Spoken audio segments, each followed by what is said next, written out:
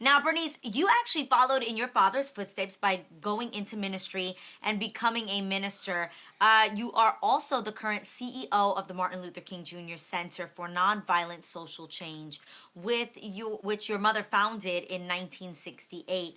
But initially, you resisted that calling and that responsibility. Why? Well, one, I was 17. Mm. I was a female. And at that particular time, I was doing a little bit of drinking. And so I didn't want to stop drinking at that time. I was a 17-year-old. You know how we do. I Early love your experience in life. transparency. Keep it Look, real. look. Keep it real. And my mother didn't know about it, of course, and she's not here today. But I told her later.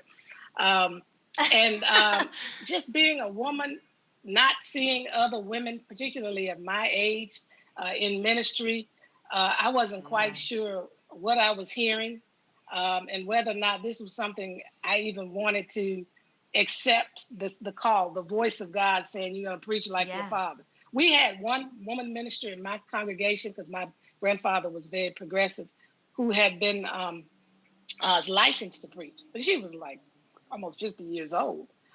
So it was something I just said, I'm good. Let me just keep going down my own road. And then the other thing, which was really big as time passed, I kept wrestling with this notion of how do I have my own identity? Because I don't want to be the daughter of Wow. Martin Luther King Jr. and Coretta Scott King the Right. rest of my life in Right. terms of my identity. I want people to know other things about me. And if I go into ministry, I'm going to be swallowed up, by this shadow of Martin Luther King Jr. Yeah. So I did decide later, after finishing Spelman College with a major in psychology, concentration in law, to go on So to law school and at the same time, a joint degree program at Emory University, law and theology. So I Mm. always wanted to be a lawyer. I used to love Perry Mason as a kid. And I said, I want to do that. My friends used to say, you love to take up and defend people and all that kind of stuff. So I went to law school and it was like my thing. This is going to be my thing. I don't have to worry uh-huh. about the shadow, of my father Right. because Yeah. he wasn't a lawyer. Right. So I did get a chance to go to law school, had a little tough time the first couple of years, but I made it out, and I'm a licensed attorney now, and also a licensed mediator. But that Ooh. ministry thing, it was tough. That journey was tough. It took 8 years before I finally said, "I give up, God, Wow. because you're not gonna leave me alone." See? Ah, That's right. we're grateful for that. Oh my gosh. Amazing. And when it comes to the Martin Luther King but Jr. I, but Center, I, can you let explain? me, can I say this real quick? I did Please, Yeah. please. finally stop drinking like that. I don't drink like that anymore.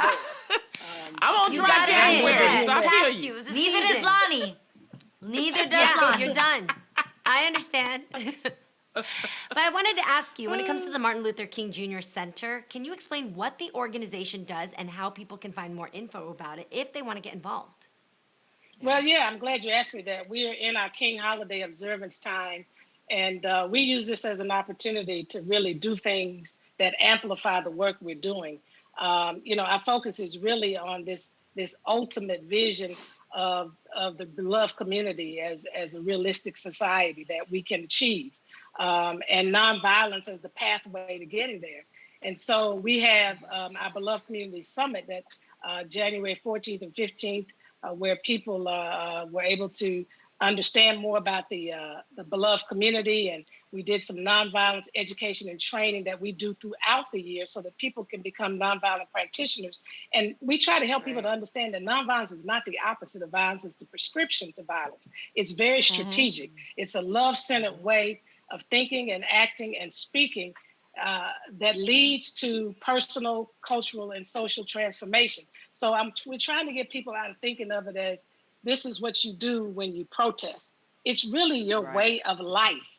And so we offer those trainings for people in all sectors and year round.